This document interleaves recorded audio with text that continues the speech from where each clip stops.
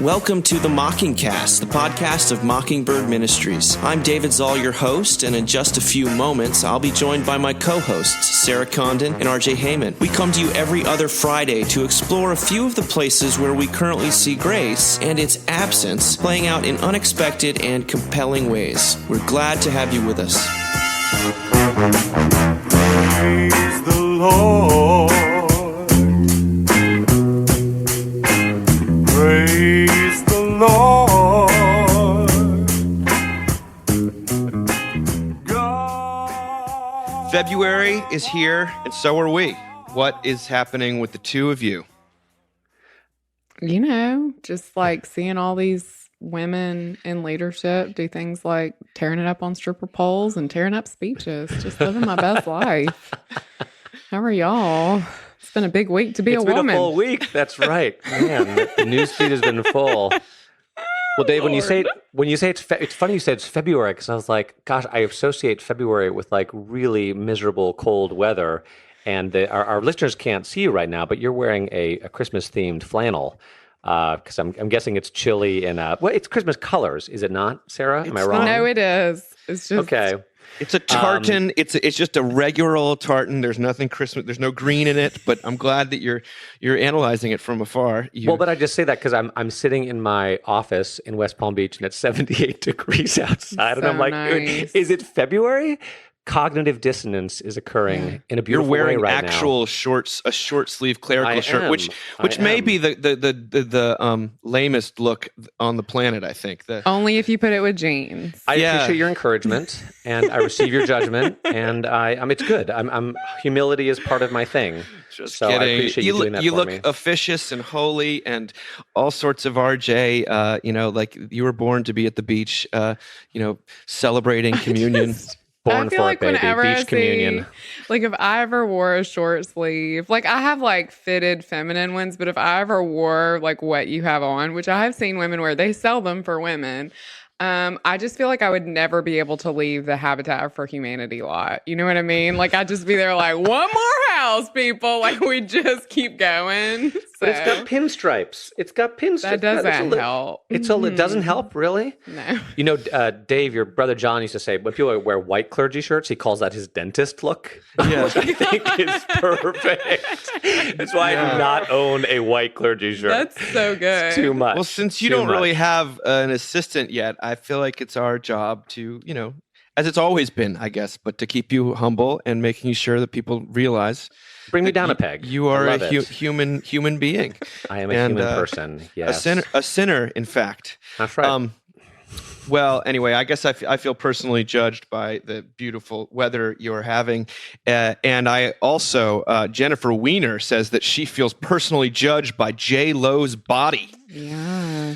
We are recording this the week after the Super Bowl, and the Super Bowl made headlines, but the halftime show in which J-Lo, Jennifer Lopez, and Shakira put on a very salacious performance. I actually, I'll be honest, I haven't seen it, so I so didn't wait, you're watch. calling it salacious without even seeing it? Well, I think that's I feel like I'm on pretty safe ground, given what I've read about it. Also, does Dave not have Google? Like every time we've talked about this week, he's like, I haven't seen it yet. I'm like, do you not own Google? I don't understand. I just, I'm going to send you the link, Dave, and then I'm going to test you in a week. Okay. All right. I'll take it. For me, halftime shows begin and end with Prince, and that's it. Aww. We don't need to. There never needs to be another halftime show. U2 after 9/11 was incredible. Bruno Mars was an amazing performance. I don't know. They're both great. I'm with you on that. But however, Prince was the pinnacle. But they're not the Prince, Messiah. Yes. Prince wailing on guitar, doing Purple Rain as the rain comes down, and with so much confidence In Minnesota. Yeah. It just doesn't. Everyone should quit. Why even try? It's over. It's over. Yeah. Well, this is what Jennifer Weiner wrote. Sarah, you sent this our way. She said, if there was one thing we could all agree on, because people are very split about whether or not it was appropriate viewing, especially for small children, it's if there's one thing we could all agree on, it's that Jennifer Lopez looks amazing. At 50, she is a force of nature, a woman who looks so good, it's like evolution took a tiny step forward just for her. "I can't believe she's 50 and looks so good," women said, which quickly became, "I can't believe I'm 50 and I look so bad." Some members of my social media community were in awe. Others, myself included, were feeling personally judged. I'm just a few months younger than J-Lo, and with every birthday, I have asked, is this the year it ends? Surely there's a finish line, a point where the "you must be this hot in order to participate" sign at the amusement park ride just disappears, and we all get a seat on the roller coaster. I've always tried to tell myself that celebrity bodies are a little like art galleries. I can appreciate and be inspired by their beauty. I can acknowledge the time and money that went into their creation. When I've finished looking, I can go home, secure in the knowledge that nobody expects my living room to look like that. Then I saw the meme that made the rounds on Monday. 50 years old in 1985 read one side with a shot of Blanche Devereaux of the Golden Girls in period-appropriate feathered hair and dowdy-looking sweater. 50 years old in 2020 read the other side with Jennifer Lopez in a silver bodysuit, toned thighs gripping the pole, honeyed locks streaming and bronzed skin gleaming, oh my God, looking impossibly impossible. I mean, extensions though, right? I know, like but it's many, still, many like, extensions. so Like, come on. amazing. Yeah, I know. okay. The answer, I think, is to watch these types of performances like a man. Women watch a 15-minute show featuring elite entertainers and in some cases end up feeling bad about ourselves. Men, meanwhile, watch a 3-hour game played by elite athletes with single-digit body fat, and most won't feel a single twinge of self-doubt or miss a single chip from the nacho platter. Women see inspiration or goals we failed to attain or a pretty stick to beat ourselves up with. We hear a voice, sponsored by Weight Watchers or Revlon and Planet Fitness and Jenny Craig, whispering, "This can be yours if you just work hard enough." Men see entertainment, athletes who exist on a different plane than mere mortals. Their inner voice whispers, "Are there any more nachos?" I don't even think it would occur to them to feel bad or to try to emulate what they saw. Now, again, I as a man, you sort of say, if someone did the opposite of this and said, women say it and then think, oh my gosh, how can I take this personally? And men watch it and think, wow, it's just so beautiful and I'm aroused right now. I mean, these kind of, it seems pretty antithetical to the New York Times general tone to group men and women into these unflattering categories. But Sarah, you sent it our way. I think that the reason it's so trenchant is the amount of law that Jennifer Lopez somehow has communicated here in terms of what a physical aspiration. But Sarah, tell me what you thought when you watched this. I love the performance. I did have my kids in the room and it did get a little dicey. I'm gonna be real. There's some crotch shots I was like not prepared for. So I said things like, "Isn't she a great dancer?" when that would happen because I didn't know what else to say. I loved the sort of homage to Puerto Rico and like culture and all that stuff. There was a whole thing about kids in cages that was a political statement that I honestly didn't know was a political statement until later and was like, I don't know. It was a whole thing.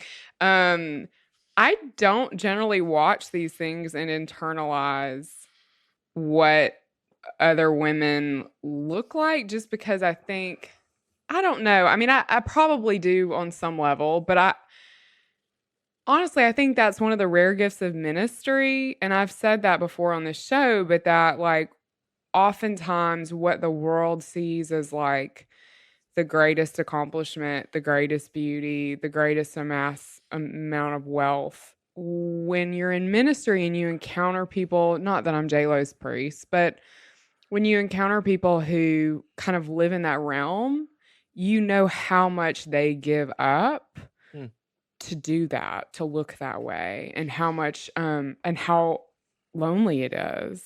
Mercy for J-Lo. I mean, I haven't watched the new thing about Taylor Swift on Netflix, but I was talking to a friend about it, and he there's some moment where she kind of reaches this very, a great height of power, and she realizes she doesn't have anybody to call. Yeah, it's I watched it. It's very powerful. She says, I have no one to share this with. It's hard. It's actually kind of hard for me to watch J-Lo. I mean, who's had all these public, divorce and kids and all this kind of complication and have deep envy. I mean, it was for me, I sent this today for two reasons. One was because it is striking to think about the expectations of what women in their 50s could look like in the 80s versus now. I mean, that's kind of very jarring. And it does remind me of these conversations we've had about like with each optimization, the stakes get higher, which is really intense. And I think I do feel that for sure.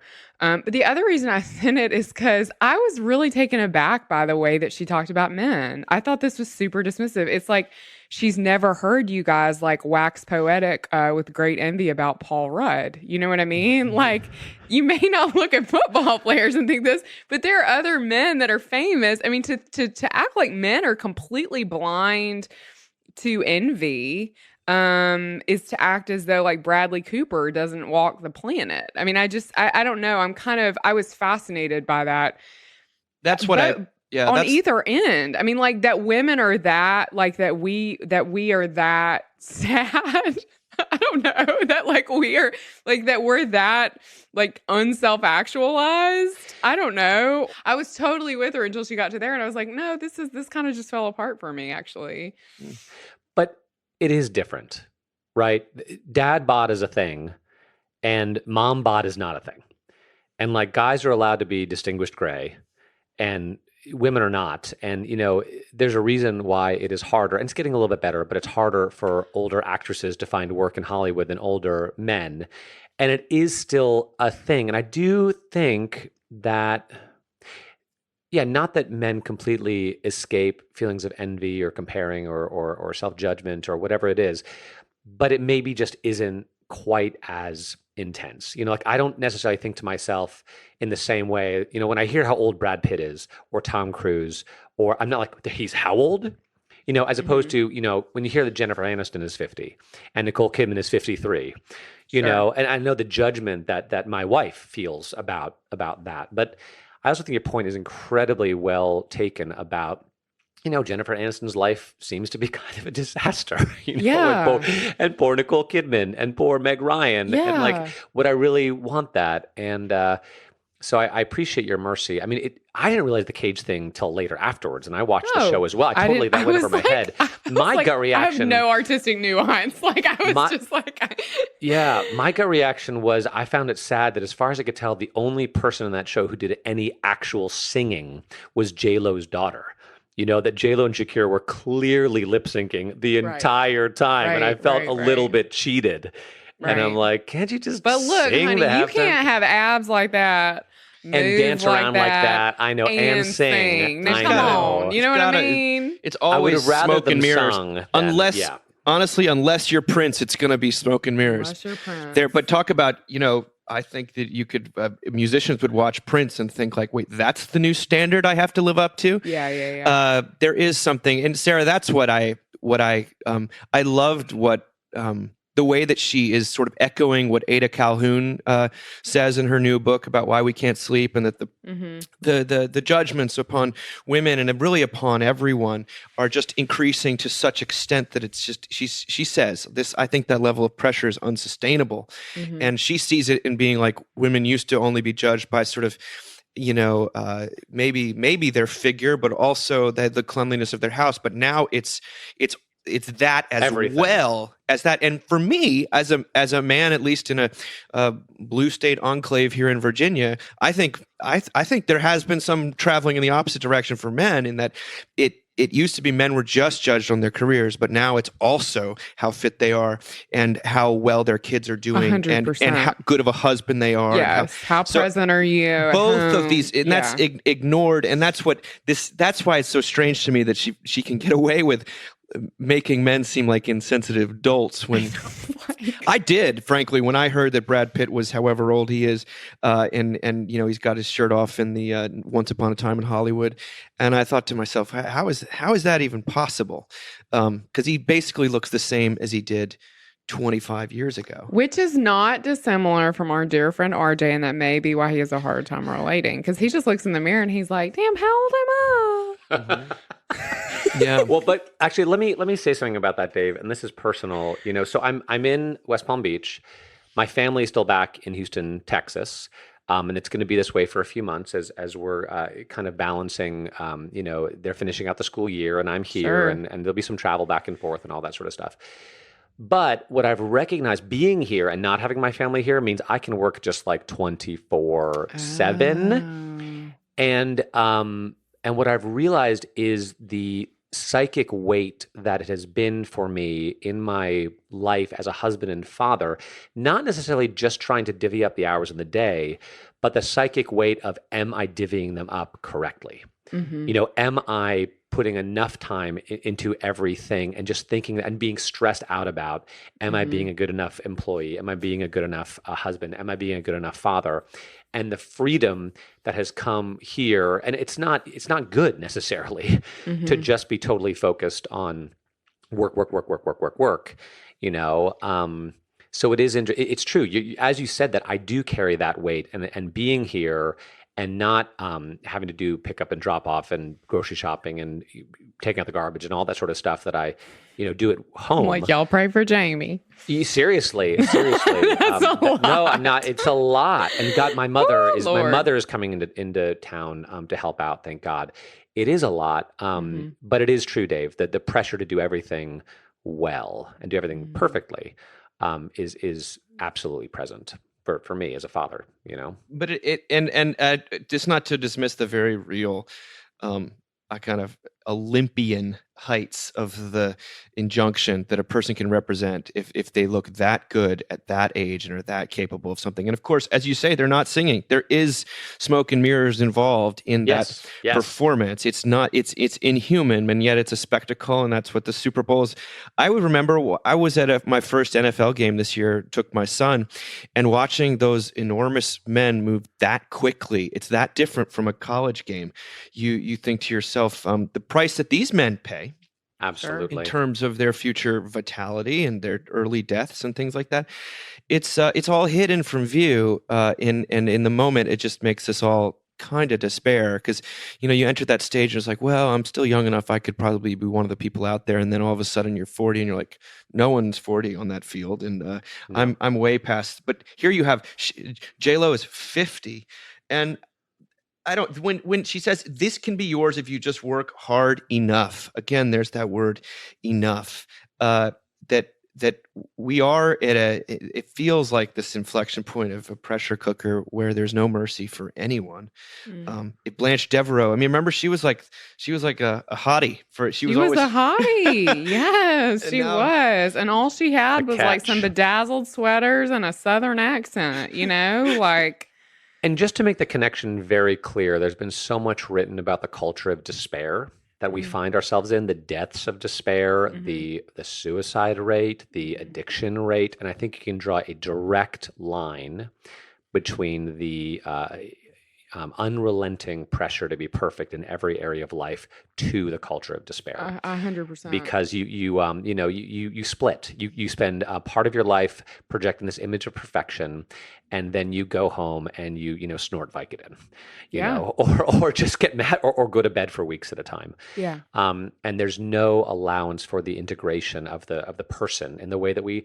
There's no room for living in the light, as Jesus talks about, of being an integrated person who can bring your whole self, the good, the bad, and the ugly, and know that you are loved. And this is why church is important, because it's one of the only places in our culture where, God willing, unless you get into a purity spiral, which we're going to talk about next, where you're going to hear that you are known, fully known, warts and all, and fully loved at the same time. And that's what people need. And that's becoming less and less possible, it feels like, in the wider culture. And yet there's also this religious dynamic with celebrities where we, as she says, she viewed them as as a little like art galleries, but with sports especially, we scapegoat, we project all of our hopes and fears onto a single team or athlete or celebrity, and when if they are victorious, we feel vindicated, but we also feel condemned. And when they sort of make a mistake, we feel completely justified in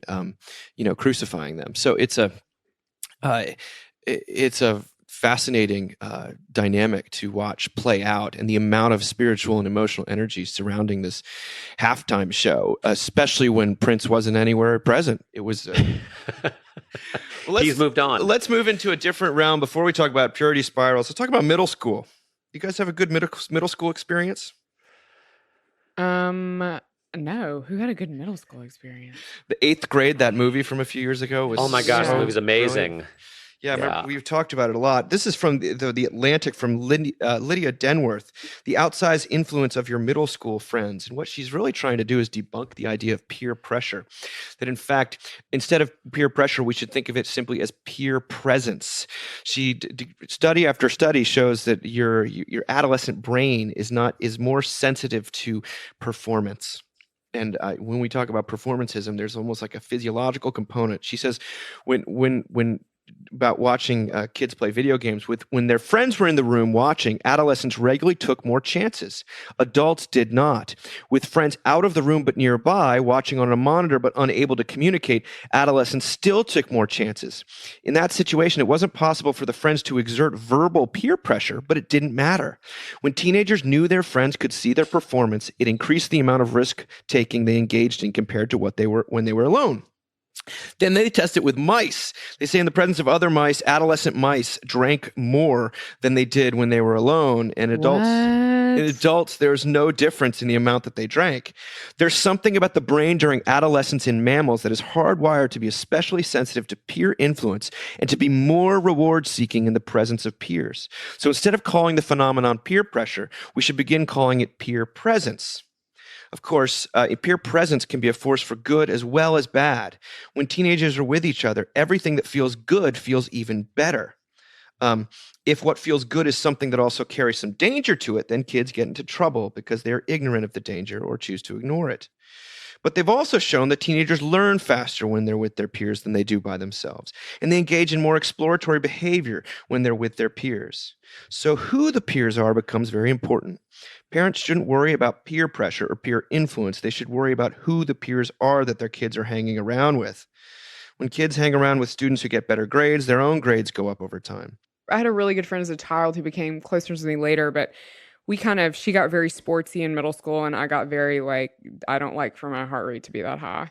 And we kind of weren't friends for a while, and I made friends with this other group of people, and there was a girl who was I have friends from high school now that listen to this podcast, so I'm being careful about names.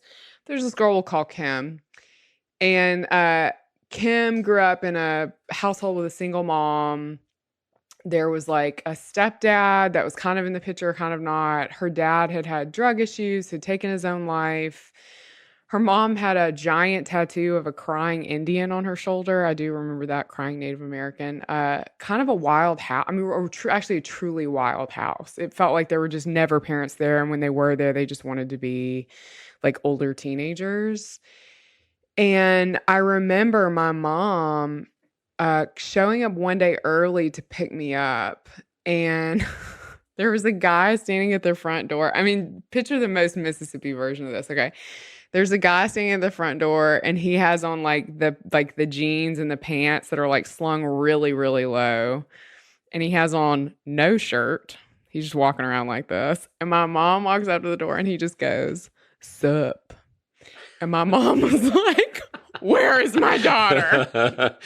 And I was never allowed to go over to her house ever again. And my mom was like, "You can tell her." And this was my key friend group, right? I'd really kind of bought into this friend group. She was like, "You can tell her that I went over to her house and there's not an adult there, and she can come over to ours, but you can't go over to hers." It was very clear. And it was it's still hard to think about, because I totally understand why my mom did it, and it totally kept me safe. And yet it meant that for this young woman, there was kind of a real loss spoken over her. Do you know what I mean? It was one less person that could be in her life. And I don't know why this is making me cry. She was just a super hard worker, and she was going to define herself against her family. And she got amazing grades.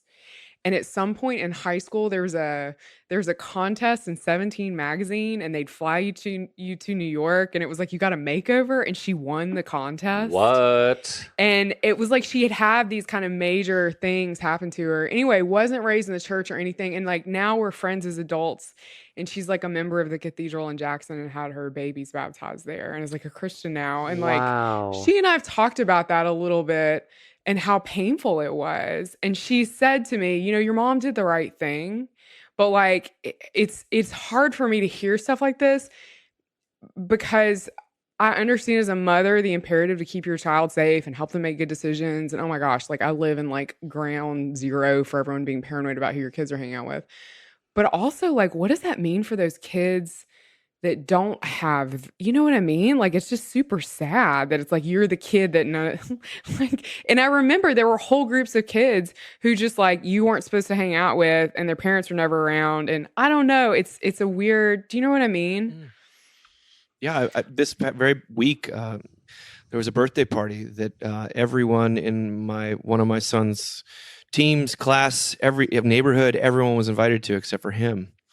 And you know he's a little younger than middle school, but he's going to remember that. Oh, and no. you wonder to yourself, oh, is he the one that they think is not a good influence, or what's going on here? Am I as a parent need to say something? I mean, to some extent, you know, Sarah, you've said before that it's like there's not a day goes by where we don't, as parents, especially mothers, get told another way in which they're parenting wrong. Yeah.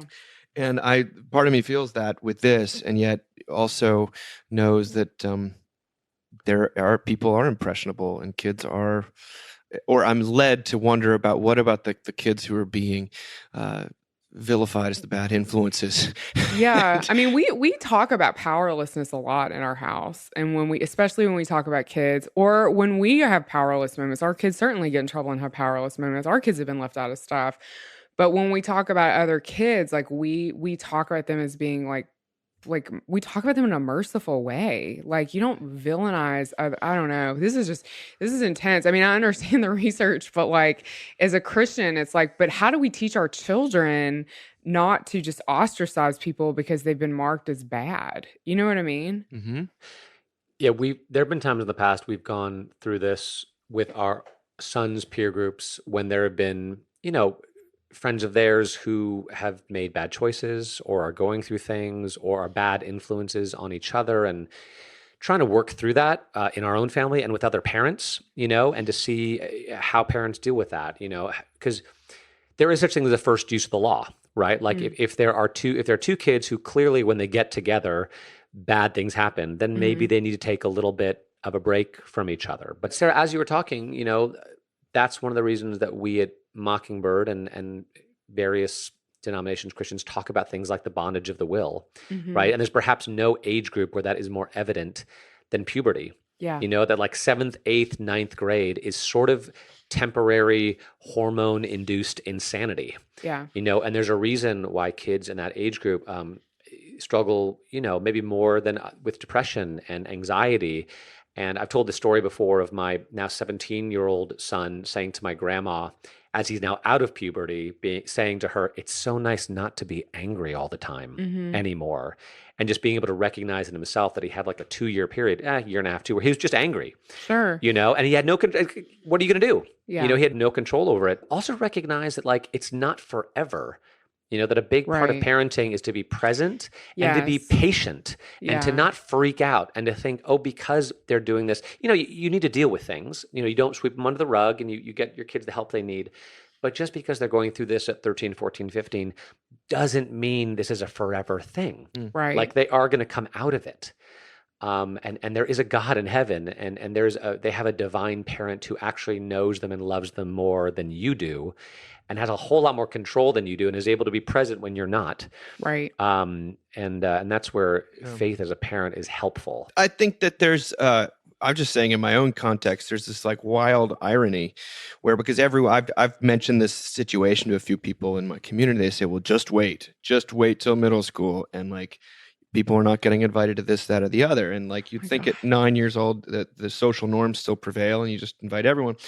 But, I'm also in a situation where everyone talks a lot about inclusivity as like the great virtue, and it's they don't mean bad boys. It's when they very say that, by the way. painful to watch the people to watch a community that says it believes in inclusivity in a global scale and in a racial and ethnic and sexuality, actually actively exclude your own child. And you're like, well. Yeah, there's some really fine print at the bottom of that contract that's like, but not wild boys. Not you know wild, what I mean? Yeah, I mean you've written about boys. it so many times. Yeah. If you're gonna actually get in trouble. Well, not if you're gonna show up and like try to ride our dog and sing in a Mariah Carey voice. Like, no, you cannot come to the party. It goes back to this false dichotomy between things you quote unquote choose and things you don't choose, right? Like we can accept something if it's not chosen, but if it is chosen or it's then like you better get your act together. Yeah. Right. You better shape up. Like to the degree that you can shape up, you should shape up. But wild boys sometimes just can't shape up. Sorry. No. And by the way, I know that when like as a parent to wild boys, sometimes they make such a fuss that you're just like, I give up. I don't care what other parents think. We won't invite so and so. It's just like, you're gonna kill me, or I can't fight this battle anymore. So there's mercy for the parents who are just trying to survive and get by and basically love their kid as best they can. But this dynamic of exclusion to the point of like damnation. That's not. We're going to get it. Let's get into that because it's very mild when it actually comes to, even though it marks and shapes a person deeply. I guess when they're in 7th to 8th grade. I was like, it's not mild for the people on the receiving end. It's not mild. But here we go. This is what's this is on the website Unheard. Gavin Haynes has put together a new radio documentary for BBC4 in England called The Purity Spiral. And this is he wrote an article about this sort of. I'm obsessed with this. This is unbelievably interesting, called "How Knitters Got Knotted in a Purity Spiral." And this is what he writes. He says, in the past year, the middle-class, middle-aged, overwhelmingly female knitters of Instagram have descended into an internecine conflict over racism allegations. Meanwhile, young adult fiction has exploded into an ethical gazumping war. He says that this is actually an age-old phenomenon known as a purity spiral. A purity spiral occurs when a community becomes fixated on implementing a single value that has no upper limit and no single agreed interpretation. The result is a moral feeding frenzy. But while a purity spiral often concerns morality, it is not about morality. It's about purity, a very different concept. Morality doesn't need to exist with reference to anything other than itself. Purity, on the other hand, is an inherently relative value. The game is always one of purer than thou. It is a social dynamic that plays out across that community, a process of moral outbidding, unchecked, which corrodes the group from within, rewarding those who put themselves at the extremes and punishing nuance and divergence relentlessly. A purity spiral propagates itself through loyalty tests that weed out its detractors long before they can band together. In that sense, once one takes hold, its momentum can be very difficult to halt. Now, at this point, we all sort of know what I hope you know what he's talking about, but he gets into the nitty-gritty of something, a hashtag that appeared among the knitting Instagram community called hashtag Diversinity. Good job, Dave. Did I say that right? Yeah. It was about sort of the lack of representation and, to get people from different backgrounds within the knitting community to talk. And what happened is it began by people getting excited, but soon the list of things that were considered problematic in the knitting community grew. Knitters who wished to be on the right side of history began to post pictures of the books they were reading. In January, a popular knitter from Nashville, Karen Templer, wrote a blog about her upcoming first ever trip to India, in which she suggested the experience would be, quote, like being offered a seat on a flight to Mars. Cue outrage at her racial insensitivity. Karen. Hundreds of comments later, Templer issued a lengthy apology. Seeing what had happened to Templer, in January last year, a Seattle wool dyer called Maria Tuskin decided she would take the smallest of stands. In passing, she announced on her vlog that she was taking a break from Instagram because of what she saw as online bullying in the knitting world. Well, if she had any lingering doubt about whether or not the bullying was real, the tsunami of denunciation that ensued probably cleared that up. Clearly, the spiral had entered its final phase. It was no longer enough to just stay out of it. Only positive affirmations of support, and only in the most correct tone and timbre, could save you now. Now, once it has gained momentum, the dynamics of a purity spiral are those of a leaderless cult. You hold a viewpoint that privileges an abstraction of the world over the messy reality. You have a sense of mission which sets you apart from the world, and you derive social status from being holier than the next acolyte. So when somebody comes calling from, quote, reality land with a list of questions, the mere fact of having their viewpoint interrogated represents an existential threat to the sacred viewpoint. They circle the wagons. Now, Haynes writes, having been an unhappy tourist inside a couple of purity spirals for many months, my sense is that the phenomenon isn't going anywhere. These are deep psychological truths about humanity carved into the cliff face of how we construct our societies. The problem is that we tend to see the dynamic for what it is only in its aftermath. The internet is such a terrifying place. Oh, boy. I mean, I resonated with so much of this, and I'm not a knitter, but I resonated with the idea that it's just one misstep. And then you go to secular hell, right? It's really hard to get out of secular hell. And the funny thing is that I wish I could say in church circles that that's not the same thing, but it actually is worse. I think there's secular hell, and then there's like secular church hell. And that's actually even lower, because so many Christians don't really work with especially Christians who are like woke Christians don't really work with a system of forgiveness and mercy. That's a broad generalization, and I want to be careful, and I'm woke in a lot of ways. They qualify it in a lot of different ways. It's like, well, we'll forgive, but you have, this and this, and then if you do that or that, they're like, well, that wasn't quite enough. We still don't feel good about you. The good news is Jesus always feels good about you, but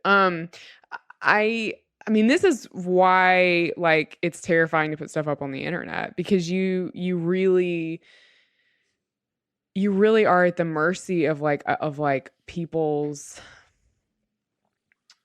I don't know, perceived self-righteousness. I don't know, like childhood issues they haven't dealt with. Like, I don't know, like, you're really at the mercy kind of the worst parts of people, because what happens in these spheres that's so fascinating is, like, we treat each other in a way that we would never treat each other in person. We treat strangers in a way that we would never treat strangers in person. And it's really disheartening. Yeah. Yeah, I just found this, what a helpful phrase, what a helpful image, because when you explain it, everyone knows what you're talking about. And of course, they say it's not morality, but it is, it's the law to the nth the degree that you can never possibly live up to. And yeah, I was just thinking, again, we actually we have a knitting circle that meets every Wednesday at noon outside my office in a little parlor space, which is a wonderful group of ladies who pray and knit and kind of get along and who actually represent a broad swath of our community in a really lovely way. And it's happening. It's just happening because we're church and not because someone is like, diversity or whatever, right, no hashtag required. But I did think, clearly churches, religious movements have become what are they called? Purity spirals, and it also reminded me, I just was reading up on American Dirt, that novel, where there's been the huge, and it's the exact same thing. They call it the circular firing squad. Same sort of thing, like where we just stand in a circle and kill each other with our purity. And so that's the same sort of image, right? But I was thinking, what is Christianity? What is the hope that the church would be as opposed to that? And of course, it's that it would be a forgiveness spiral, or a humility spiral, a truth-telling spiral, a grace spiral, something like. No, but right? Yeah, I love that. Yeah, that we would call this out and call everyone's need to feel like they're doing everything perfectly and say, give it up, because. Jesus takes the purity spiral and nails it to the cross and is like, yep, we're done with that. You can play that game if you want to, but it's just going to kill you and you're going to kill other people. And you're going to kill me. And you're gonna kill me. Exactly. You did kill me. And I've already died once. That's right. No more death required. No more sacrifice required. What? I'm somebody that loves judgment. And I've told you on this show before that like my husband will come home and be like he tells me very little because he knows I'm like this. He'll come home and be like, well, so and so did such and such, and I'll be like, I told you so and so was a good for nothing, like immediately. I always knew it from the moment I met him. What I have experienced though with some, I don't know if we'll call it Christian maturity or just being worn down to the bone, is that when I have, if I know these things or I've had rough experiences with people at church, which I certainly have as a priest, and especially, I'll be frank, sometimes as a priest's wife, there's a part of me that for years would just be like that. I would compartmentalize them to my own Sarah's secular hell, which is even worse than church secular hell and secular hell. And You're never coming back. Yeah. And you never coming back You're from done. that. Grudge. Yeah. You made a list. I lit it on fire and ran it over. It's like I've scooped up the ashes and I'm, anyway. And I don't know what God has done to me. He's just broken that ability. And what has happened is that I have then let those people back in, or I have, kind of gotten really mad for 5 minutes and then been like, well, what happens if I just kind of let go of this? And then you get around these people and you realize they don't have malice in their hearts. They're just doing the best they can. They're wayward fifth graders. You know what I mean? Like Bondage of the will. And yes, and that you actually can like love them and be in a relationship and care about them and take them out for coffee now. And isn't that an incredible? I mean, it is, if you want to be like the wokest, most like countercultural Christian, forgive people. I mean, like, try Yes. it. You know what I mean? Like, it's crazy. Yeah, you'll note that one of the things that I forgot to read about, but the man who started Diversity, and he's like HIV positive. He's one of the few men in this whole thing. Eventually, the purity spiral has come back and like executed him, like because he said we should all take a little bit of a chill pill. And it's this Robespierre, in the French Revolution, how the person that starts at the purity spiral, they end up reaping what they sow a little bit. But I thought it was really, really perceptive when he describes it as a leaderless cult. A leaderless cult that doesn't have an endpoint to its its abstraction. There's no It's upper led limit. by the devil. And yet, what? The devil. It's led by the devil. The devil is the leader. It is. I think there is something, frankly, a little demonic about this stuff because a lot of it begins. What we're seeing and what this article is really about is that for most of, at least when I was growing up, purity spirals were a thing on the right. And they were a thing in sort of conservative religious circles and, polygamous things and who was the most pure in their faith and a church of one. And now we're seeing it. It's like it's becoming more and more characteristic or definitive almost of the left. And it's so much easier to screw up, it feels like. Do you know what I mean? Like when it's on the right, you're like, okay, don't have sex before marriage, got it. Wear a long skirt, I'm on board. Grow my hair out, I can do that. You know what I mean? But when it's on the left, you're like, wait, I should just not talk. Yeah, this is gonna go south really quickly. And that's what you have. You have like in the right, at least you had there was a theoretical leader who was Jesus of Nazareth, and he was at least he was in lip service, if nothing else. Here, even if it was poorly interpreted, it was rules. It was still though that there's something called redemption, and here there's nothing like that. In fact, there's just no redemption. Punishment, and needles to the heart. I really don't think, as he says, that this isn't going anywhere. And yet I also have some hope that you do see, what is it? Remember when we read the cancel culture article and the woman who had gotten canceled said, I hope in the future everyone will be canceled for 15 minutes. Yeah. And that's a hope because everyone, but even today, if you even utter like defense of the sort of the maligned, you're accused of what's called both sidesism. Have you heard this now? And you think to myself, we just have no imagination whatsoever anymore because everything has to line up directly on one side. And then the final thing is that we've had such an outcry about quote unquote purity culture within the 90s evangelicalism. And it was a real thing and it did a lot of damage. But so many of those folks have just traded one purity spiral for another one. And their religion is the same. There's still no grace involved. And the people that are a lot of times behind some of these purity spirals are the people that hate. They've come from some purity spiral on the other end, and it's just trading one sort of seculosity for another. Let's go from the cults without leaders to the leader of our particular, and I won't even call it cult, but our way of thinking and way of believing. Jesus is a Jew. David Brooks, none other New York Times, David Brooks wrote an article for Comment magazine called Jesus is a Jew, which was really sort of a very surprising overview of historical Jesus research. And I'm going to read some of it because, it's not just a rehashing of N.T. Wright or something. Or Bart Ehrman. It's something fresh, or it's tinged with his way of expressing himself when it comes to Jesus, which I've always found interesting. He says, the adult Jesus seems at first in league with other great Jewish teachers of the first century. He preserves the core of Judaism. His great commandment that you shall love your God with all your strength and love your neighbor as yourself comes straight out of Deuteronomy and Leviticus. But ultimately, Jesus stands apart from these figures. Jesus is not presenting himself as just another kind and learned rabbi. There's a story he tells about his own person that is different, more powerful, and bizarre. He doesn't fit into any group in the culture wars of his day. He sometimes offends the Pharisees and the Sadducees, but other times wins them over. He is uncategorizable. He transcends the fractious din. He's somehow playing a different game. He is taking all the traditional categories of Jewish thought and somehow seeing them differently, from a different vantage point, and fusing them together in new ways. He is at once a product of his time, but he's also offering a new paradigm, sparking a new gospel, and so is standing beyond his time. For example, all Jews speak of Abba, the Father.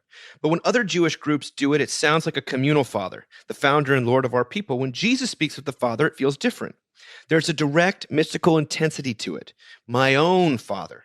As Amy Jo Levine, a Jewish scholar, puts it, when Jesus talks to Abba in Gethsemane, his address is entirely personal.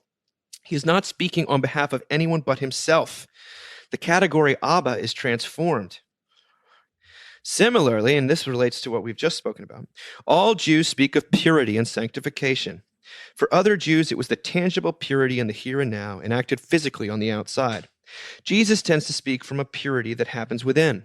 There is nothing outside a person entering in that can defile one, but what comes out from a person defiles a person, is Mark 7:15. But when we tell the story of the miracle at Cana, the turning water into wine, we always focus our attention on the wine. But in the Jewish context, the water may have been the more important element, author Bruce Chilton argues. The waters Jesus transformed were waters of purification. By turning them into wine and having people consume them during the festivities, Jesus was demonstrating that purity could happen from the inside. The category of purity is also transformed. Chilton describes the contradictions of Jesus admirably in his book, Rabbi Jesus. What a weird combination he was, he writes. Both humble and proud, overflowing with compassion, but adamant in his assertions of the terrible judgment of God. He seemed lost at times, the direction of his life unclear, but then he could turn around and flaunt his prophetic conviction. His certainties could be frightening. Brooks concludes by saying Jesus is amid the muck and armed with the word, and yet emerges as a figure ultimately alone, a vortex of spiritual forces converging in one person, no one else quite like him. Always fun to read about Jesus from a slightly outside perspective, and I think Brooks doesn't really disappoint here. It may not be the exact Jesus we recognize, but there is a recognition of the discontinuity of Jesus that is not very fashionable because people get post World War II, but he is not he is like the others. But what's interesting about him, what's much more captivating about him, is how he's different from his context, how he stands outside of his time, how he continues to bring people back year after year as they grow older and as time moves on. But I'd love to hear your thoughts on this article, but also on Jesus and his unique character. Well, it made me think as you were talking, and I was reading what I think N.T. Wright said, that Jesus, if we're going to understand Jesus, he both has to be sort of continuous with what came before, right? Consistent and sort of a continuation, and yet also crucifiable. And I was encouraged by, as Brooks was talking about all these people, and a lot of Jewish scholars, rabbis, who felt some kinship with Jesus and were sort of trying to claim some of him as their own. And I think that's, Jesus is probably the most interesting person who has ever lived. They're certainly the most talked about, the most famous. And especially when you look at what he actually did on the earth, which is not that much. And in a very short amount of time, the fact that we're talking about him 2,000 years later is a miracle, and I think it's an explainable miracle. And at the same time, and this is a caution to myself as well, that whenever we seek to sort of claim Jesus for our own, we need to remember that had we been in Jerusalem 2,000 years ago, we would have been at best denying him, and at worst yelling, "Crucify him! Crucify him!" That he had no friends. He died alone, having insults heaped upon him. And so there is a little bit we can't get too cozy with him. And then at the same time, when we do get cozy on him, as they say, he's always like, "What about you? What about you? What about you?" He makes it personal, and he's a deeply, accepting, forgiving, but also challenging person, a person who demands that we kind of fall to our knees and ask for mercy in order to receive it. That if we're looking to enlist him in our cause or have him uphold our own our agenda, that's not going to go so well. He's unrestrainable, and he won't be put in a box. So again, I love that he's looking for points of connection, and also deeply aware that we killed him. When he actually showed up in the flesh, we killed him, all of us. So those are my thoughts. I love that. I mean, I actually keep thinking about that quote. I think I'm preaching it this Sunday, actually, but it's from your dad, from Paul, that grace is the victory of the absurd over the obvious. And I think, one thing that we don't talk enough about, especially in mainline Protestantism, is healing as like a very different thing in Christianity from other religions. I think a lot of, and when I say other religions, I kind of just mean like secular religion, which is its own thing. But like that people are think that they are kind of given a vision for what things are going to look like, and they just have to ask the universe for what they need, or I've got a plan. They just need to self-actualize enough or go to enough therapy. And we know I love therapy, but all these things, when it is this thing that has to come from the outside, that is this healing that has to come from the outside. And I think that makes us very different. And I think when we are reflective enough, or maybe not. I mean, I think there are moments in my life where I've been reflective enough where I can be like, oh, I don't put people in secular Sarah hell as much as I used to. That's kind of incredible. And then some of us have really powerful moments of healing as well in our lives. And I think that is a remarkably different thing about Christianity. The other thing, though, that is so important to me is that there's something that catches us. And that's very different from any other religion, in that we are given the law, we are held to the law. The law is not lessened. In fact, the law is heightened. Mm-hmm. And yet there is this thing that catches us. And I think that function is there, right, RJ? I think you're totally right. Like, we're driven to our knees. But I think people hear that and think, oh my gosh, this Jesus guy's really needy. You know what I mean? He's going to have these people ask for forgiveness. But that's the thing is, we're all so angry and lonely and isolated that we need that, that we carry these burdens, and we need a place to say, please take this from me. Please meet me on my knees in this pew and take this from me. Because I can't meet the standards of the world. I can't be J-Lo. And also, I definitely thought about stabbing somebody, this morning. You know what I mean? I can't meet any of these laws, and so I need you to meet me. And I think the intimacy of that, and I love that what you said, that Jesus constantly looks at us and is like, but what about you? But what about you? That it is so deeply personal. And I think that's why I get sad for my Christian brothers and sisters in their own version of these purity circles where the relationship with Jesus, the personal relationship with Jesus is so bound up in what you've done and who you define yourself to be, that they miss that none of it matters. That like the grace of God is so absurd that none of it actually matters, that it's going to meet you and find you and seek you out no matter what. And I worry for them sometimes, and I'm trying not to say that in a self-righteous way, but I worry for them sometimes that the noise of their lives is so bound up in the doing that they forget or they can't even hear the healing, you know?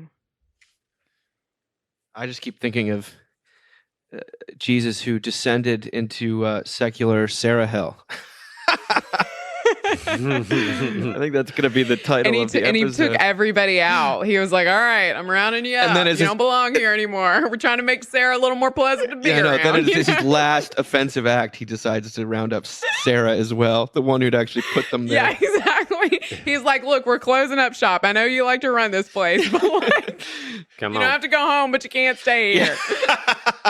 Oh my goodness. No, he sort of found himself at the center of a purity spiral that he's almost like absorbs is one way to put it, because you know the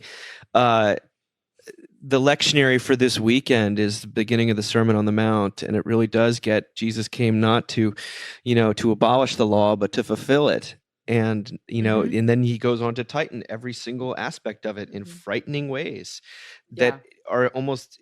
He has this tremendous respect for the Mosaic law, and not only respect, he's willing to aim it on the inside of people. He goes beyond the outer person, and he's interested in the heart and the motivation. Really where the scary parts of our life are, and yet. Then he says, I'm not here to abolish, but to fulfill. And you have what's impossible with man is possible with God. And the words that are coming out of his mouth end up being almost ironically descriptive of him. I think it's a beautiful thing, because he also says to love your enemies in that very same passage. Yeah. Like, shoot. That means I have to love the people that thought J-Lo's thing was amazing, right. And I have to love the people that thought it was pornography. I have to love both. Yeah. I don't want it. I have to know where I stand, Yeah. But you can only do that again. You can only do that when you recognize that you are the enemy who has been loved, right? That you are God's enemy who has been loved. And then maybe you can love someone else who's been. So it is this weird thing where you are convicted and leveled by the law, and then suddenly, as you become poor in spirit, as you mourn over your fallen state, and then you hunger and thirst for a righteousness that comes from outside of yourself, that can only be a gift. You begin by the grace of God, and hopefully you don't know it, because then you become very self-righteous. Begin to bear some of the fruit of the Spirit. Right? That's the hope. That's the hope, Sarah. What you're Twitter pating as me. I love when people ask me official church questions, because I never know the right answer. And somebody this week texted me, and a whole lot of people who are like way smarter than me, and was like, "So what is the official Anglican stance on when the beginning of the church happened?" And people who cares? I didn't say that, but it was tempting. But people listed off all these different, acts, whatever, I don't know, all this stuff, all these official things. And I was like, it's obviously the woman at the well, right? That's the beginning of the church to me, because he offers her living water. And then what does she turn to all of these people who've never heard of Jesus and say? She turns to her people and she says, you have to meet this guy who's told me everything I've ever done. That's it. It's not the right answer, by the way. Don't say that, but that's Sarah's answer. Let's stop. Let's stop there. That's a mic drop J-Lo moment if I've ever heard one. Thank you guys for being on the cast this week. Thanks. Always fun. It was fun.